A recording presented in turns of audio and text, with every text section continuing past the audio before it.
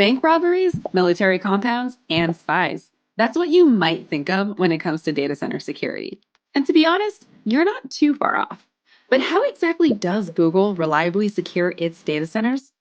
It all starts with 6 layers, also known as defense in depth.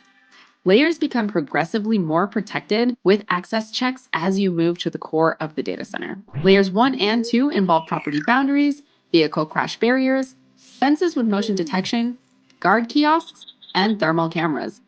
Layer 3 gives you access to the secure lobby, where you get your irises scanned. And we'll find the general office area where hardware and data center operations teams work. You're now in the data center building. Badge checks exist at every entry point, and only one person can go through a door at a time. As you move to layer 4, you'll find operational rooms like the core network room and security operations center, which contains a highly trained staff that monitors all aspects of security and can keep a level head at all times. Next is layer 5, the data center floor. Less than 1% of Googlers ever get to set foot here.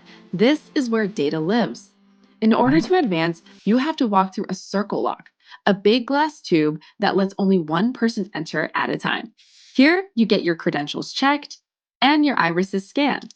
This is a form of dual factor authentication. You must present two forms of identification, in this case, a badge and biometric data, to validate an individual's identity. Layer 6 is disk erase, where retiring hard drives get their data wiped and reused or shredded and recycled. Only those with special access can enter the disk erase room and retrieve drives through a secure two-way locker system. In order to exit layers 5 and 6, you're required to go through full metal detection under the supervision of a staff member. But what about protecting from the outside? We're talking asteroids, electromagnetic pulses, fires, pandemics, and zombies.